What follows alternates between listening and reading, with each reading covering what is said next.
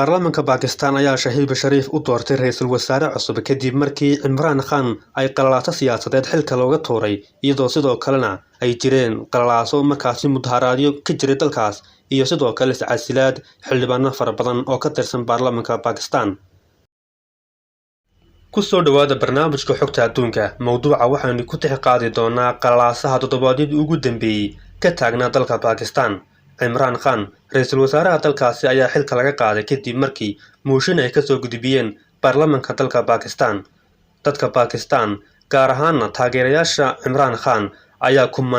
kumanaan kun oo qof ayaa isku soo baxay magaalooyinka waaweyn ee dalka Pakistan sida Islamabad, Lahore iyo magaalooyin kale oo ku yaala Pakistan si ay ugu hor yimaadaan faragelinta waxa ay ugu yeedhaan reer galbeedku ay farageliyeen gudaha dalkaasi. Imran Khan oo ah haliyey guulo fara badan u soo hooyay dalkiisa oo ciyaari jiray ciyaarta cricket-ka ayaa markaasi waxa uu la soo hanbaxay dhinaca howlkarnimada gaar ahaan hadal karka ee markaasi in uu noqdo ama uu hankiisa isku soo biyashubo ugu dambeyntii siyaasadda waxaana uu ku guuleystay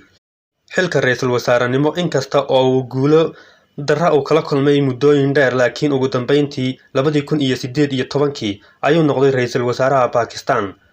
ra'iisul wasaarayaasha Pakistan haddii aynu dib u jaleecno ma jiro ra'iisul wasaare Pakistan oo dhammaystay muddaxileedkiisa laga soo bilaabo tan iyo markii Jamhuuriyadda Islaamiga ay la aasaasay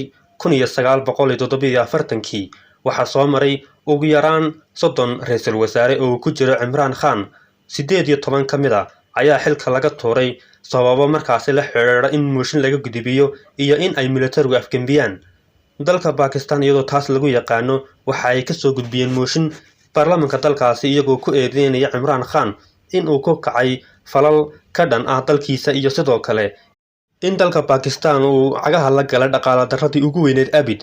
intii uusan duulaanka Ruushka ku bilaabin dalka Ukraine toddobaadyo ama markaasi maalmo uun ka hor waxa uu ra'iisul wasaaraha Pakistan ee xilka laga tuuray uu ku sugnaa magaalada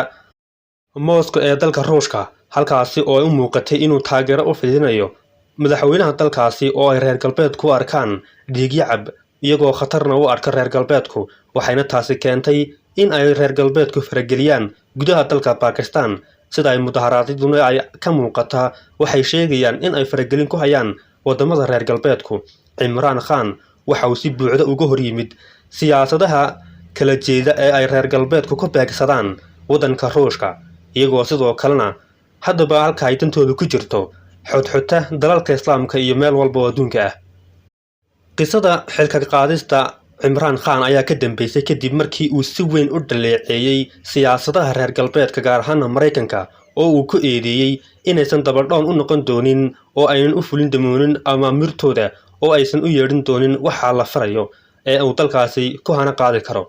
ra'iisul wasaare Imran Khan iyadoo ay taasi jirto reer galbeedkana ay markaasi diblomaasiyiinka ka sugnaa Islamabad ay u soo jeediyeen in ay markaasi dhaleecayso duulaanka balse uu ka gaabsaday sidoo kalena uu hadallo diblomaasiyadeed oo aad u adag u adeegsaday reer galbeedka Imran Khan. ugu dambeyntii xilka waa laga tuuray sidoo kalena kumanaan iyo boqolaal iyo sidoo kale 10 kun oo qof oo taageerayaasha Imran Khan ah ayaa isugu soo baxay wadooyinka waaweyn ee gudaha dalka Pakistan iyagoo ka soo horjeeda xilka qaadista. waxaa loo badinayaa nin mucaarada oo ka soo horjeeda Imran Khan inuu noqdo ra'iisul wasaaraha dalka Pakistan.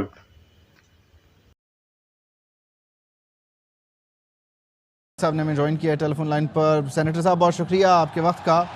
ये जो आपको रिस्पांस मिल रहा है इस वक्त मुल्क भर में आवाम सड़कों पर है Imran lama saadaalin karo siyaasadda istiraatiijiyadeed ee Imran Khan ee mustaqbalka kadib marka la aadi doono dalkaasi doorasho oo loo dareeri doono 2023 oo intaasna ku sii simi doono ra'iisul wasaaraha haatan ay doorteen baarlamaanka dalkaasi ee Shahid Sharif.